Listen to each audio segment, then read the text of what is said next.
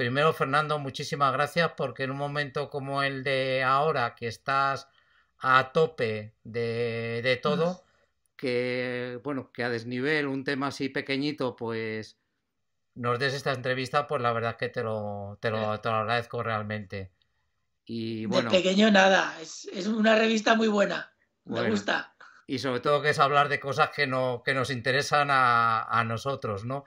Hablaba con Joaquín Colorado de Espaciación y bueno, y me decía bueno, que no solamente eres escalador, que ha aparecido en todos los medios de comunicación, sino que además eres escalador desde hace 12 años, que eres un asiduo Sí, de su rocódromo. Y bueno, lo que te quería preguntar primero es ¿qué es para ti la escalada? Por qué la escalada, no? Porque es algo que llama la atención eh, en bueno, en una persona como tú, ¿no? A nivel de bueno, formación. soy una persona muy normal, no creo, no creo que sea muy diferente a los demás. La verdad es que es verdad que no soy un aficionado a la escalada desde que es olímpico, soy ya desde bastante antes.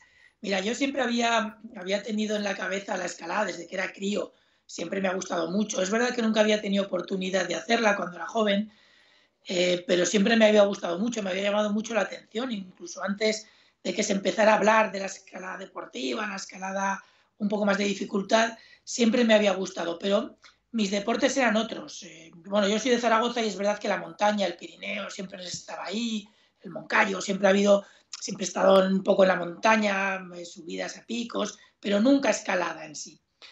Mis deportes eran más acuáticos, más náuticos.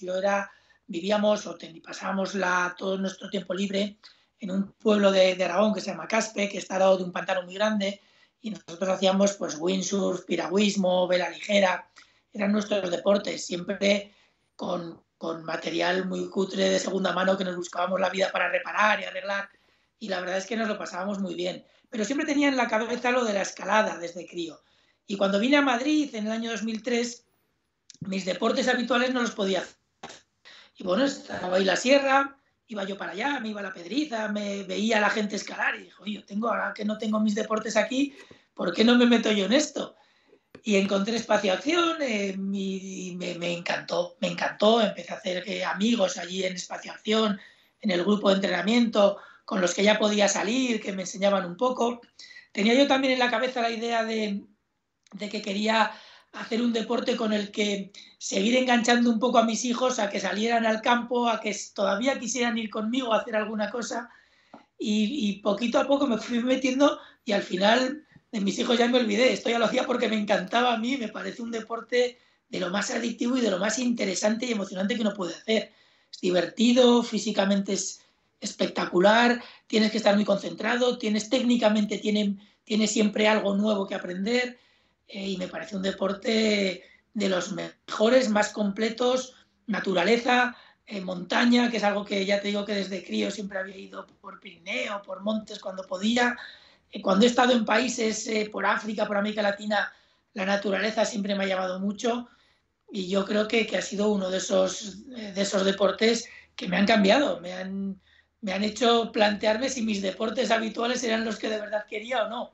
Siguen siéndolo, ¿eh? Los deportes, el windsurf, todo esto siempre me han gustado mucho, pero la verdad es que este me ha cautivado. ¿Qué es lo que le aporta la escalada a una persona como tú, que tienes un trabajo intenso, además tienes que combinarlo con la vida familiar? ¿Y qué es lo que te aporta así a nivel personal? Cuando voy a entrenar entre semana, suelo ir a la hora de comer, para no perder tiempo. En lugar de comer, mientras voy escalando me tomo unas chocolatinas, un plátano, algo, y así aprovecho la hora de comer un par de días a la semana para entrenar. Y mi trabajo es verdad que es muy intenso, son muchas horas, pero sobre todo son horas que exigen muchísima concentración en muchos temas. Y el rato que estoy escalando es que me olvido absolutamente de todo. Desaparece el mundo, me preocupo solo de mi rato de escalar, de dónde pongo el pie, cómo pongo la mano, cómo resuelvo el problema. Y eso me hace llegar por las tardes después del rato de escalar a la oficina como nuevo. Y los fines de semana que puedo salir, que ya, como tú dices, tengo hijos que les gusta el baloncesto, el fútbol, juegan, hacen un deporte federado, entonces quieras que no, también me gusta ir a verlos jugar a sus deportes.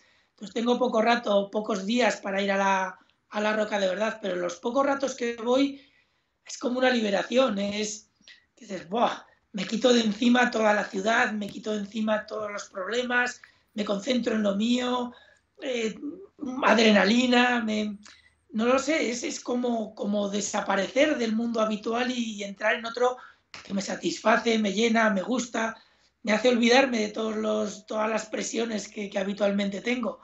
Y la verdad es que me emociona.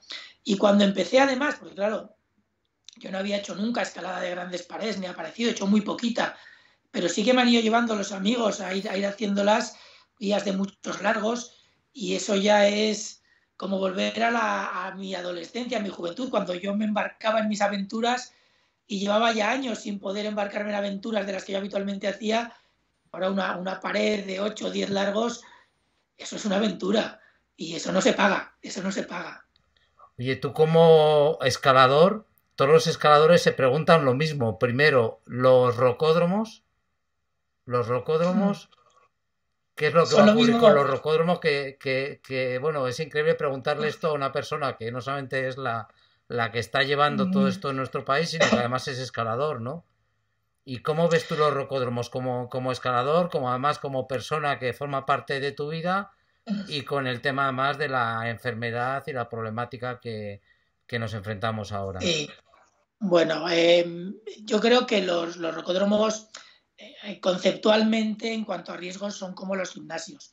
Entonces yo creo que se tiene que conceptualizar así. Hay riesgos. Es verdad que esto va a ir más rápido de lo que la gente se piensa, o aparentemente. Hay que tener mucho cuidado por los repuntes, esos que te digo en la televisión todo el día, pero sí que es verdad que hay que tener cuidado, tenemos que ser muy prudentes, pero yo creo que vamos a poder volver a nuestros deportes y al rocódromo antes de lo que parece. A mí personalmente el rocódromo es lo que puedo hacer entre semana y me facilita la vida, me hace el poder entrenar, el poder estar con los colegas resolviendo problemas. Es verdad que además espacio-acción es un rocódromo interesante con vías de hasta 15 metros. Entonces, quieras que no, te puede servir un poco para todo. Pero es verdad que cuando salgo a la roca, que ya te digo que puedo salir mucho menos de lo que me gustaría, pero cuando sales a roca es otra cosa. Es allí donde de verdad dices, oh, esto sí, aquí sí que puedo hacer. Pero yo tengo que reconocer que el rocódromo me permite hacer lo que no podría hacer entre semana y me permite estar en forma y me lo paso muy bien. Te juntas allí con mucha gente, siempre hay problemas mucho más difíciles de los que luego acabas haciendo en la roca, siempre te fuerzas más, tienes una sensación como de mayor seguridad y quieras que no, a mí la verdad es que con lo poco que puedo salir a la roca hace que pueda seguir haciendo escalada y aunque no sea lo mismo, me siento bien, me siento feliz, me gusta, me lo paso muy bien. Es un ambiente bueno. Y, Y y- luego con esto de que sea un deporte olímpico, ahora mismo se están llenando, están apareciendo rocódromos por todas partes. Esto se está convirtiendo en una auténtica manía por la escalada. Y bueno, pues está bien, yo creo que está bien. Sí, lo que pasa es que se enfrentan ahora a un problema gravísimo porque, claro, los rocódromos que estaban creciendo además en un país que es un país de roca y que parecía que no tenía sentido en España que hubiera rocódromos y sin embargo están creciendo de una forma exponencial, además rocódromos muy grandes y de pronto se encuentran con un futuro absolutamente incierto por la enfermedad, ¿no? Porque quizás en un gimnasio sea más fácil limpiar una bicicleta después de utilizarlo a alguien y en un rocódromo, tú lo sabes, las presas, el contacto. Sí, sí. ¿Tú cómo lo ves como especialista en la enfermedad, el Yo, futuro yo de... creo que no debería ser un problema mayor. Sí que se deben poner medios para poder extremar las medidas de precaución.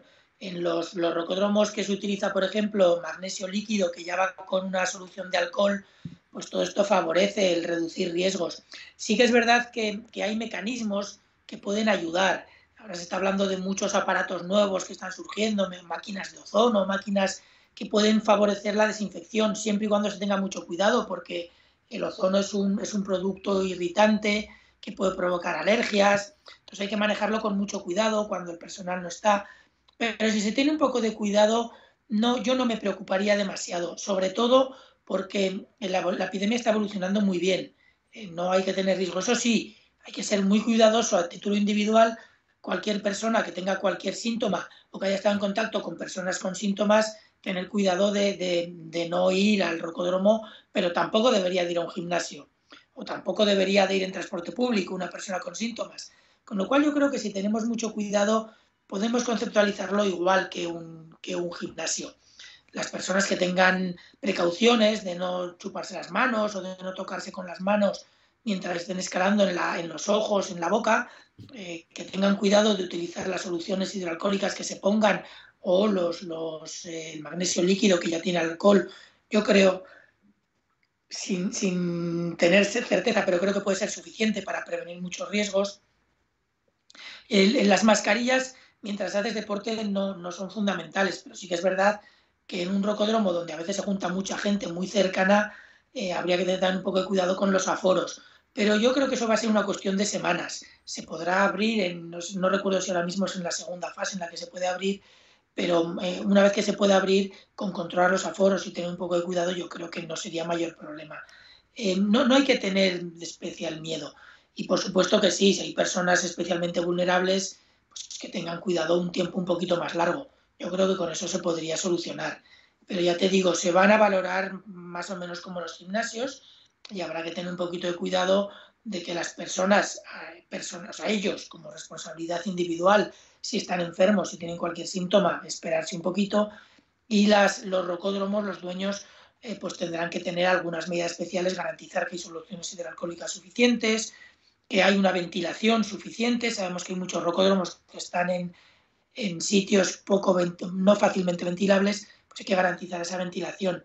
Y yo creo que con eso se puede solucionar suficientemente bien. O sea, que va a ser con cierta precaución, ¿eh?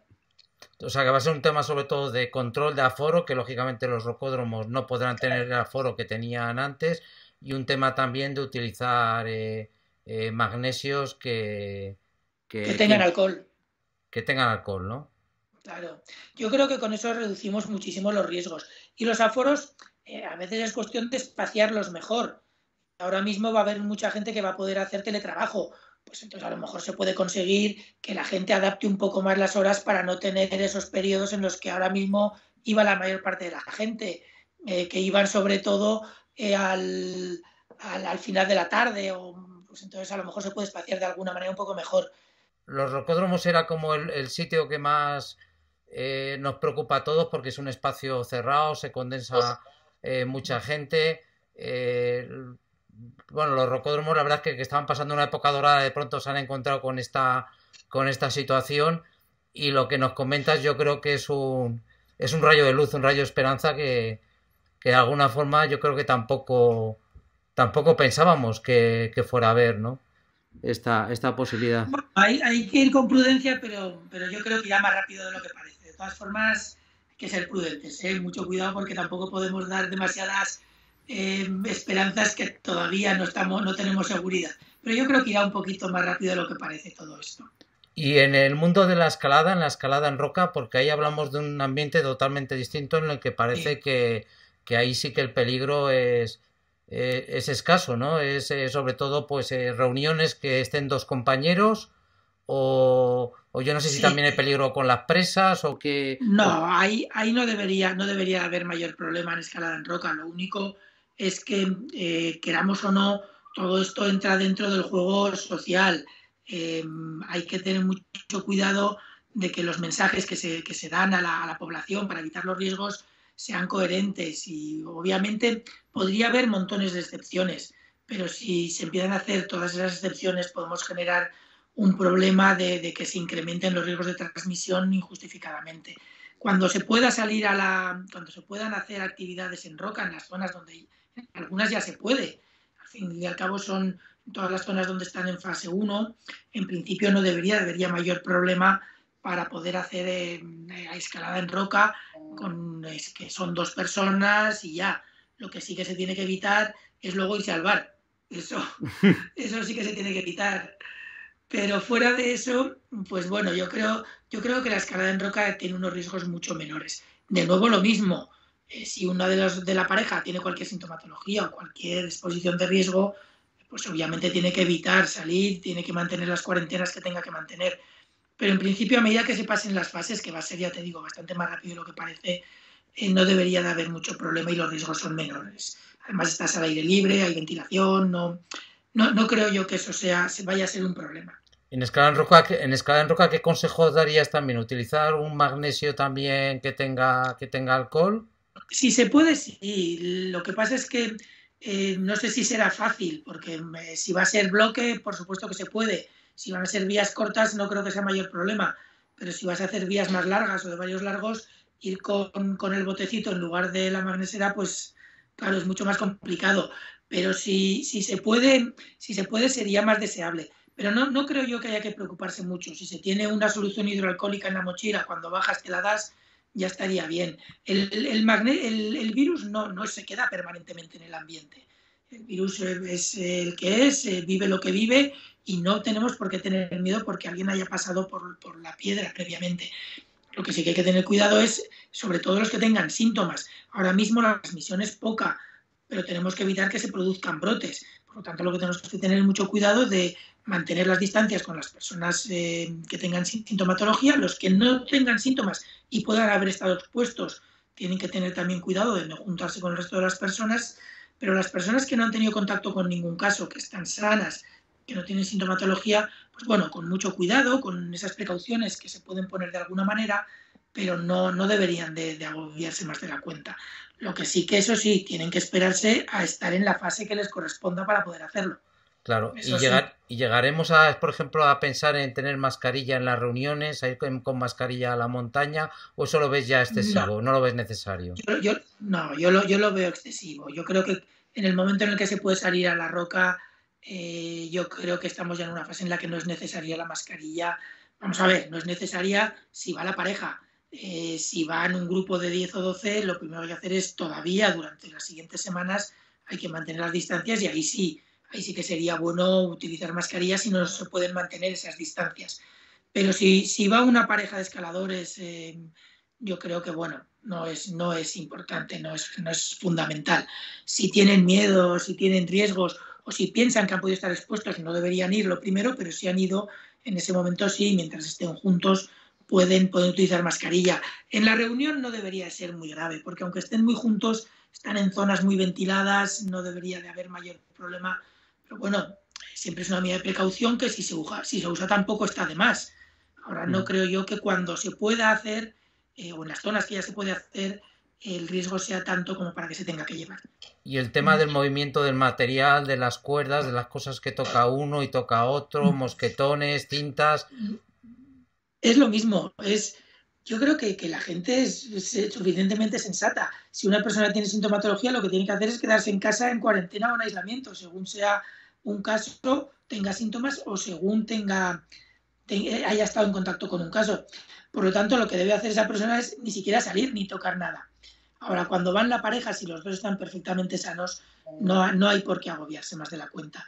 Todo el material, al cabo de muy poco tiempo, deja de estar infectado en caso de que hubiera podido estarlo, que no lo va a estar si las personas están sanas. Con lo cual, yo creo que no hay que agobiarse más de la cuenta. En todo caso, si hay algún material que se toca mucho en el mismo punto, que tampoco es tanto el que se toca, porque cuando se puede salir es porque ya estamos en una situación de incidencia de la enfermedad que nos permite el pensar que los riesgos son bajos siempre y cuando las personas que piensen que tienen síntomas o que han estado en contacto con alguien con síntomas sean suficientemente responsables como para quedarse en casa. O sea, que tampoco tenemos que caer en la psicosis, ¿no? De pensar Nada. que... Exacto. No hay que agobiarse más de la cuenta. Hay que ser prudente, hay que ser razonable y sobre todo hay que disfrutar en la roca. Porque el virus, ¿en qué tiempo se puede ir del material o de una pared que ha pasado a una persona que pudiera estar infectada? Depende del tiempo, la temperatura, el sol que le dé. En una pared que le esté dando el sol dura muy poco tiempo y como una pared muy caliente puede durar, no sé cuánto podría durar, no te lo podría decir, pero poco, media hora, 1 hora, 2 horas como mucho. Eso ya, si la humedad y algunos otros factores ayudan. En una pared a la sombra que haya entrado una carga viral muy alta, pues puede durar un poco más, pero no mucho más, no mucho más, y menos en una zona bien ventilada en la que no se deposita en la pared del virus. Y ya te digo, si la persona que va en principio no debería estar infectada, pues tampoco hay que caer en ese tipo de paranoias. Yo creo que hay que ser sensato cuando se piensa en todo esto. Muy prudente, pero sensato. O sea que no hay que estar tampoco pendiente de dejar una vía que se ventile 1 o 2 horas después de que pase una acordada, No, no, ni... no, no es necesario. Y menos si hace sol. No os preocupéis tanto. ¿Eh? Oye, una queja que hay en el mundo de la ¿Vale? montaña es que parece que se valora lo mismo, parece que hay más libertad para ir al bar que para ir a la montaña, que para ir a la naturaleza, ¿no? En el tema de la legislación, que supongo que es Sí, muy complicado hacer que la legislación toque cada tema en concreto, ¿no? Pero claro, que... es difícil. No sabes la barbaridad de excepciones que hay. Y no está el hecho en sí de ir o no ir, sino el problema de cómo se controlan los movimientos. Y parece que no, pero implementar las recomendaciones y conseguir que se cumplan es difícil, es muy difícil. El bar puede ser mayor riesgo, pero es más controlable. La montaña a veces puede llevar a la picaresca, puede llevar a juntarse más de los que deben, puede llevar a muchas cosas que luego a la hora de plantear la implementación es muy complicado. Pero sí que es verdad que a veces, precisamente por cómo implementamos las medidas de prevención, a veces se dan situaciones que son un poco extrañas, como esta que me comentas. Pero yo, desde luego, si una persona tiene la montaña detrás de su casa, pues obviamente no hay ningún problema en que vaya detrás de su casa a subir una pared. ¿Eh? Sí, no, lo que se queja el mundo de la gente de la montaña es eso, de que es una situación un poco injusta, ¿no? Si te cogen tu municipio, la zona de Sí, montaña, puedes ir, pero como estés aquí en si Madrid y no, quieras ir a Patones, a Pedriza o en Barcelona a Montserrat, lo tienes sí, complicado cuando sí, es un lugar en el que no hay ningún riesgo, ¿no? Y sin embargo hay fotos de sí, sí, gente de terrazas llenas, ¿no? lo entiendo perfectamente y a mí también, no te creas que a mí también me come un poco por dentro, pero es muy difícil controlar toda esta movilidad. Yo creo que los que vivís en ciudades grandes o los que vivimos en ciudades grandes ya habremos visto los controles que hay para evitar riesgos, porque el problema ya no es que donde tú estés haya un brote, el problema es que esta movilidad hace que ese brote, que se podría controlar donde estás, si la movilidad es más de la cuenta, acaba difundiéndose por toda España. Y eso tenemos que evitarlo en la medida de lo posible y es complicado. Y desgraciadamente nuestro deporte requiere en la mayor parte de nosotros desplazarnos fuera de nuestro municipio y eso es complicado de gestionar, muy complicado. Lo que yo creo que va a pasar es que va a haber una explosión de las actividades al aire libre tras esta Sí, época de encierro, primero porque es donde la gente se va a sentir más segura, sí. porque que en un gimnasio, quizás en un Mm, rocódromo, y luego también por esa necesidad que vamos a tener todos de volver a la naturaleza, ¿no? Y esta vuelta a la sí. naturaleza, mientras no haya aglomeraciones, no va a ser peligrosa. No, yo creo que no, mientras no haya grandes aglomeraciones, no. Y de hecho, dentro de unos meses, si todo va bien, probablemente estaremos ya en una situación cercana a la normalidad de antes. Pero bueno, hay que ir con cuidado y con prudencia porque este virus nos sorprende constantemente. Pero yo también creo eso. De hecho, ahora mismo que ya se puede hacer deporte por las mañanas, hay una cantidad de corredores que yo creo que no lo eran antes, impresionante. Entonces la gente yo creo que está volviendo un poco a hacer una actividad física mayor y a apreciar mucho más la naturaleza de lo que la estaban apreciando cuando se podía salir.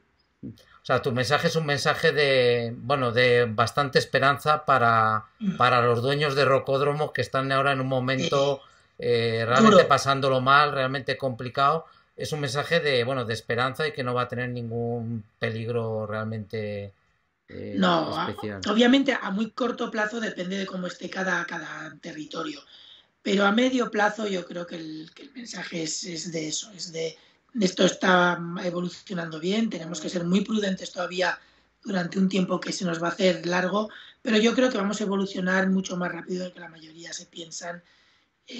Siempre, ya lo digo, con mucha prudencia, pero yo creo que el futuro va a ser más rápidamente recuperable de lo que parecía hace solo una semana o dos. Esto no es para siempre, esto es todo temporal. ¿Eh? Oye, otra vez te quería preguntar, por lo que he visto, tu vida creo que ha sido muy apasionante porque has vivido experiencias en África Sí. realmente, bueno, realmente intensas, ¿no? De ayudar allá a la Ah, gente, de ir a buscar medicinas a sitios. Leía algo de una experiencia que tuviste de para ir a buscar medicinas a un hospital que no pudiste ir en una época de guerrilla, ¿no? Que te quitaron el... Una época muy intensa, ¿no? La que viviste allí en... bueno, yo he vivido en África 8 o 9 años, en América Latina 3 o 4, y en otros países, por aquí, por Europa, otros 4 o 5 años. Sí que he tenido una vida, digamos, diferente a la de la mayor parte de la gente. No sé si más intensa o menos, desde luego no la habitual, eso sí que te lo puedo decir. Son cosas que te pasan. No sé si tiene... No me gusta hablar mucho de ellas. Bueno, sí que en algún momento lo puedo hacer, pero no me gusta hablar mucho de ellas porque yo creo que son diferentes experiencias. Yo he tenido las mías, otra gente ha tenido las suyas. A cada uno sus experiencias le van conformando su personalidad. La mía, yo entiendo que en parte la que tengo ahora es por lo que he vivido. En algunos casos es verdad que han sido muy intensas, en algunos otros peligrosas, sin buscarlo. En algunos otros, simplemente por querer hacer tu trabajo lo mejor posible, pues te has expuesto a situaciones complicadas, que la mayoría de la gente, con la vida que ahora mismo lleva casi todo el mundo, le parecen muy extrañas, pero que a mí en aquel momento por allí me parecía que era lo que había que hacer. Casi todo el mundo a mi alrededor estaba expuesto a lo mismo, con lo cual yo tampoco valoraba si era una vida diferente, extraña, intensa, era lo que había. Y sí, ha sido muy bonito y muy interesante, lo he hecho de menos en muchas facetas, en otras obviamente no, pero sí, ha sido intenso. He estado en situaciones en las que sé que poca gente se ha visto envuelta y de las que se aprende, siempre se aprende mucho, ¿eh? Y en algunos casos entiendo que hemos estado en situaciones de peligro que no eran la mayor parte del tiempo. La mayor parte del tiempo era muy bonito, muy intenso, pero sin peligro. Pero sí que es verdad que en algunas sí que lo ha habido. Y tengo que reconocer que, bueno, si hay que hacerlo, se hace, pero que no se busca, no se quiere estar en esas situaciones. Sí, porque Digo que tú, cuando hay que estar, pues, ¿por qué has elegido este tipo de medicina? Porque es luchar contra un enemigo invisible, un enemigo peligrosísimo. Ahora se ve la importancia que tiene esta medicina, pero supongo que habrá habido algún tipo de vocación, de reflexión tuya personal al dedicarte a eso, hombre, sobre todo viendo el tema de que has estado muy volcado en África, ¿no? En gente... yo cuando acabé la carrera, yo no, ninguna de las especialidades que se podían hacer por el sistema de especialización que hay en España no me acababan de convencer. Yo quería hacer un tipo de medicina un poco diferente. En aquel momento no conocía la epidemiología cuando acabé la carrera. Había oído hablar, pero era una cosa que en medicina en aquella época se estudiaba poco y no se acababa de entender muy bien. Pero sí que por lo que yo quería, con el tiempo, cuando yo empecé a conocerla, me di cuenta que era esto lo que a mí me gustaba. Yo quería hacer un tipo de medicina mucho más comunitaria, mucho más completa. Yo tenía en la cabeza ideas un poco románticas de, pues yo quiero ser médico o los médicos de pueblo de hace 100 años que lo hacían todo, o a trabajar con enfermedades infecciosas de una forma holística, general, en la que hacía todo, el laboratorio, el control, el trabajo comunitario, el tratamiento de los pacientes, quería hacerlo todo en el área de enfermedades infecciosas. Y en España no existía esa especialidad ni esa posibilidad en aquel momento. Y además me interesaba estar muy en contacto con la comunidad, con gente que de verdad me necesitara. Tenía una sensación de que, de que aquí no era a lo mejor donde yo más podía ayudar. Y luego además no me gustaba mucho el ambiente hospitalario al que me había visto involucrado durante la carrera. Y bueno, dije, pues yo creo que lo que a mí me gusta hacer y quiero hacer, lo puedo hacer en África. Fui para allá, luego ya fui poco a poco conociendo la epidemiología y me acabé especializando en epidemiología en Inglaterra y en Francia. Y es el trabajo que me gusta, es diferente, es una medicina un poco distinta, poblacional, en la que reduces los riesgos para muchísima gente en lugar de dedicarte a individuos. Bueno, es diferente, a mí me gusta, es lo que yo quiero hacer y lo que a mí me llena profesionalmente. Ni mejor ni peor que otras, es lo que a mí me gusta. Y supongo que ahora lo que estás viviendo es el momento más complicado de tu vida, mucho más que incluso lo que has podido vivir en África, ¿no? Por... Hombre, es menos peligroso, pero profesionalmente es un reto muy gordo y muy difícil. La verdad es que es muy complicado. Pero bueno, yo creo que todos los epidemiólogos, eh, sin querer que esto pase, tratamos de prepararnos para estar allí y desgraciadamente ha pasado. Bueno, pues ahora es donde tenemos que demostrar si podemos o no más o menos entenderlo, trabajarlo y reducir riesgos. Dime, La dime. vida normal supongo que llegará con la vacuna, ¿no? Con la... Si la conseguimos, sí, pero no tiene que ser el único momento. Si conseguimos controlar la transmisión completamente o a niveles muy, muy bajos y seguimos teniendo un poco de cuidado, podemos tener una vida prácticamente normal en unos meses. Lo que pasa es que depende un poquito de cómo nos comportemos todos. Pero la vida ya nunca volverá a ser quizás como antes, ¿no? Mientras... Hombre, no lo sé. Mira, la gripe de 1918, que fue la pandemia más grande, con más impacto que conocimos el siglo pasado, por supuesto que modificó comportamientos. La gente tenía más precaución cuando se relacionaba unos con otros, sobre todo si tenían enfermedades. Dejamos de compartir vasos, dejamos de hacer muchas actividades o muchas formas de relacionarnos cambiaron con eso y se acabaron haciendo nuestra vida normal. Con el tiempo iremos adaptando todo esto que nos está pasando ahora a una vida normal que de aquí a unos pocos meses, años quizás, pero más rápido de lo que nos pensamos, será nuestra práctica diaria y ni nos daremos cuenta. Yo creo que no será lo mismo porque habrá mejoras, habrá cambios, vamos a cambiar muchas cosas para mejor. Creo que algunos comportamientos que antes a lo mejor eran de riesgo los modificaremos. Creo que la gente entenderá que cuando uno está enfermo tiene que quedarse en casa con una enfermedad infecciosa, por supuesto, tiene que quedarse en casa y no empeñarse en irse a trabajar o en irse de paseo o en irse al bar. Todas estas cosas yo creo que las vamos a ir aprendiendo y se incorporarán a nuestra vida. Y son cosas que nos mejoran en la vida. Pero bueno, es cuestión de tiempo, es cuestión de tiempo. Echar mucho de menos la escalada, la vida aquella que Sí, llevabas, que te podías escapar, que... sí. Ahora mismo estoy en una situación en la que incluso salir a dar un paseo es complicado. Y eso que ahora se puede, pero bueno, la gente me reconoce mucho por la calle y quieras que no, eso me agobia un poco. Pero sí que estoy echando mucho de menos el día que pueda coger una mochila y escaparme a subir una pared un día o ir a ver al partido de fútbol de mis hijos o cualquier cosa de estas. Lo echo mucho de menos, mucho. Porque la escalada de alguna forma es un deporte que, bueno, primero en rocódromo es un deporte muy social en el que se hace comunidad, una comunidad en la que además no hay clases, ahí todo el mundo es igual y además una comunidad en la que se comparte todo, ¿no? Es decir, que curiosamente uno prueba un paso y a Sí, diferencia de otros sí. deportes que la gente como que se lo esconde, en escalada, incluso en la competición, incluso en los Juegos Olímpicos, la gente le iba a llamar la atención que los escaladores iban a salir a competir y comparten el conocimiento de la ruta que van a intentar, Sí, ¿no? Es un sí. deporte muy distinto. Y, y es muy bonito, eso es algo, la forma de socializar entre los escaladores es espectacular y la verdad es que es muy, muy bonito, me gusta muchísimo.